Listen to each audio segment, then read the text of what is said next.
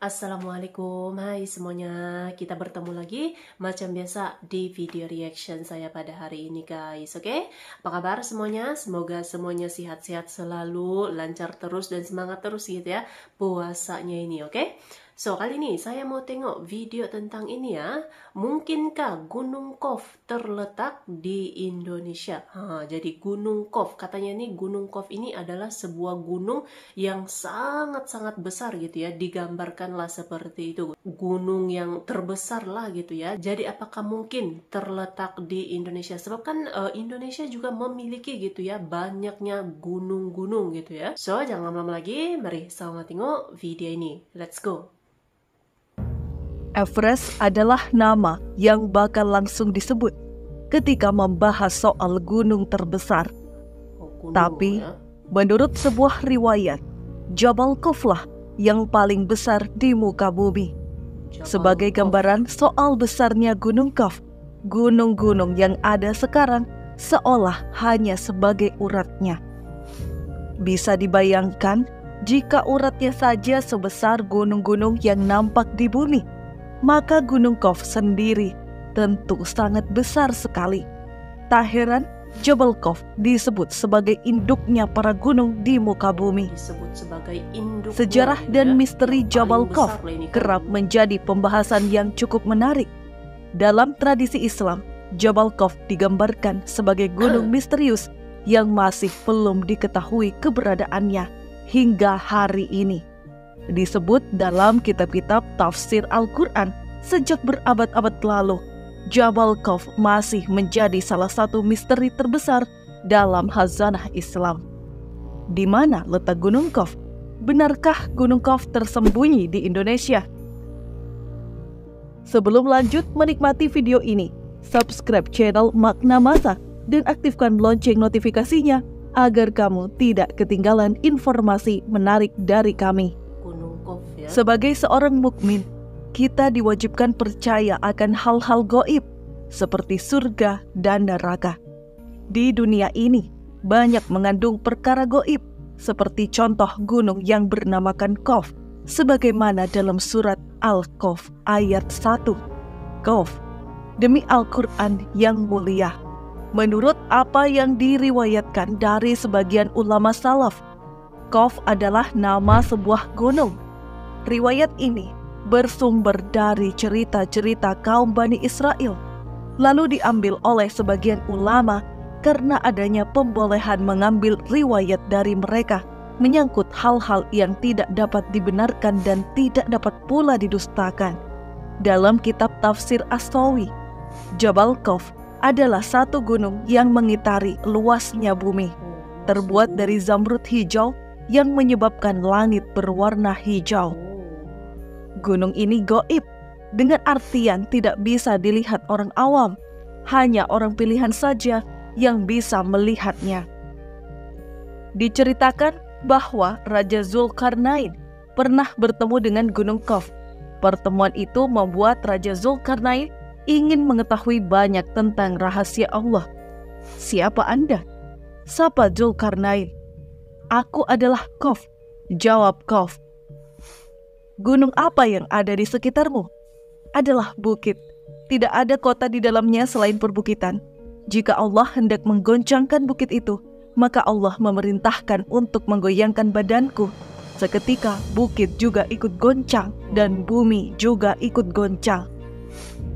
Menurut catatan seorang penyair Arab Saudi bernama Hatim Al-Tai, Jabal Kov dikatakan tercipta dari susunan batu zamrud berwarna hijau. Keindahan Jabal Kov yang terbentuk dari susunan batu permata cantik ini. Selain itu, sebuah literatur Arab juga sempat membahas jika Jabal Kov adalah pegunungan tertinggi yang diciptakan Allah sebagai paku berdirinya bumi dan merupakan induk dari gunung-gunung yang ada di bumi. Jabal Kov dikatakan tidak berdiri sendiri, bahkan terdiri dari gunung yang mengelilingi bumi, yang mana gunung-gunung yang ada di muka bumi bisa dikatakan sebagai akar dari Jabal Kov itu sendiri. Sebagai tempat misterius Jabal Khawf kabarnya dihuni oleh sosok malaikat dengan wujud besar dan kuat. Sebagai gunung purba, Jabal Khawf melambangkan gunung kosmik di mana alam dan supranatural. Menurut Kiai Haji Ahmad Bahaudin Nur Salim yang lebih dikenal sebagai Gus Baha, keberadaan Jabal Khawf banyak dijelaskan dalam kitab-kitab klasik. Selain itu, Gus Baha juga menyebutkan bahwa ketika Allah ingin menggoyangkan salah satu gunung, maka cukup induknya saja, yakni Jabal Khawf. Ternyata sampean kalau lihat di kitab-kitab kayak di Sawi, di Tafsir Munir itu detail sekali. Jabal Khawf itu induk gunung. Dan semua urat gunung yang ada di dunia itu terkait sama urat yang ada di Jabal Khawf. Jadi kalau Allah lewat malaikat kepengen goyang gunung, itu mau nginstruksi ning induke ning Jabal napa? Khawf. Kemudian digoyang, kemudian goyang semua. Dulu orang itu janggal, tapi sekarang orang tidak janggal. Menurut pakar geologi, pakar-pakar vulkanologi, semua gempa di seluruh dunia itu hanya butuh narik satu pemicu. Ternyata Allah itu tidak perlu menginstruksikan gunung terkait, cukup menginstruksikan induk gunung saja, yakni Jabal Khawf.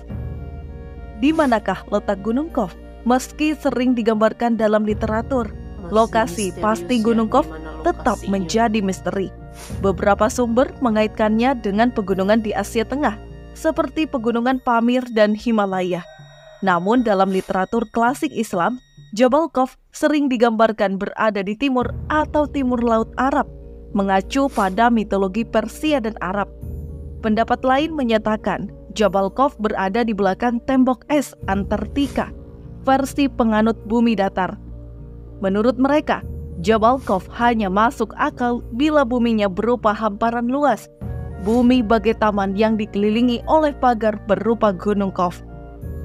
Dari banyak teori, sayangnya mereka lupa jika berbicara tentang gunung, maka tidak dapat dipisahkan dengan Indonesia. Mungkinkah Jabal Khawf terletak di Indonesia? Sebagai negara dengan aktivitas gunung api paling tinggi, Indonesia menjadi rumah bagi 127 gunung api. Alasan mengapa Indonesia memiliki banyak gunung api adalah karena wilayahnya terletak di zona Ring of Fire. Ring of Fire terbentang sejauh 40.000 km di berbagai negara di sepanjang Samudra Pasifik. Secara geologis, Indonesia terletak di antara 4 benturan lempeng tektonik yang membuatnya banyak ditumbuhi gunung api. Jabal Khawf disebut sebagai induk gunung.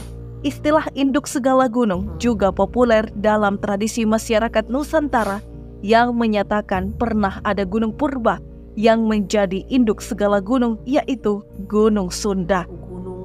Gunung Sunda purba dulu dikenal dengan nama Gunung Chuda yang dalam bahasa Sanskerta berarti putih. Dinamai Gunung Chuda karena konon katanya puncak dari gunung selalu tertutup es atau salju, sehingga ada beberapa pengembara yang berasal dari India dapat melihat Gunung Chuda dengan jelas. Akibat pelafalan penduduk lokal, kata Chuda pun bergeser menjadi Sunda. Ciri-ciri Jabal Khawf yang dikatakan hijau seperti zamrud mungkin saja metafora yang menjelaskan bahwa Jabal Khawf dikelilingi alam yang subur. Kondisi tersebut sangat cocok dengan Nusantara yang juga dijuluki dengan Zamrud Katulistiwa. Chuda yang berarti putih oleh masyarakat lokal dimaknai sebagai tempat suci yang dihuni para makhluk suci tidak kasat mata, seperti legenda para penghuni Gunung Khawf. Bagaimana dengan riwayat yang mengatakan Jabal Khawf tersembunyi dari pandangan mata? Ternyata selain gunung api di darat, Indonesia juga memiliki gunung api bawah laut. Gunung api bawah laut ini tidak terlihat kasat mata di permukaan dan tersembunyi jauh di dasar laut atau samudra.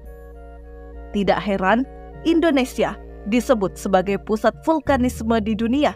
Ketika terjadi aktivitas vulkanik di wilayah Indonesia, maka dapat berpengaruh ke seluruh dunia. Seperti kata Gus Baha, apabila Jabal Khawf digoyangkan, maka semua gunung yang ada di dunia akan goyang. Wallahu a'lam. jadi Jabal Khawf ataupun Gunung Khawf ya, katanya ini merupakan induknya para gunung yang ada gitu kan. Dia sebesar itulah, masih misterius katanya tuh kan di manakah lokasinya Gunung Khawf ini, tapi katanya nih sekiranya mau digoyangkan gitu kan, induknya saja jadi pasti akan bergoyang semuanya gitu. Saya teringat pula yang letusan Gunung Krakatau tuh kan, yang sampai mempengaruhi banyak negara gitu kan, yang mendapat kesannya gitu setelah meletusnya Gunung Krakatau kan. Katanya tuh kan induknya saja yang bergoyang itu semuanya ikut bergoyang gitu. Itulah dia dahsyatnya gitu ya. Wallahu alam, mungkin ciri-cirinya tuh ya mungkin terletak di Indonesia, mungkin juga terletak di lokasi yang lain gitu kan. Tapi kalau berdasarkan ciri-cirinya mungkin sahaja gitu kan. Mungkin sahaja terletak di Indonesia gitu. Apalagi Indonesia kan nih banyak pergunungan yang aktif gitu kan. Gunung berapinya itu katanya tadi 127 gitu kan yang aktif. Itulah dia luar biasanya Indonesia gitu ya. Banyak keajaiban, keunikan, ada misteriusnya juga yang sangat menarik gitu kan. Inilah dia nih keunikannya Indonesia ya. So, terima kasih banyak sebab kamu sudah menonton video ini. Jangan lupa macam biasa untuk subscribe, like, komen, dan juga share ya. Kita bertemu lagi di video reaction saya yang seterusnya. Assalamualaikum.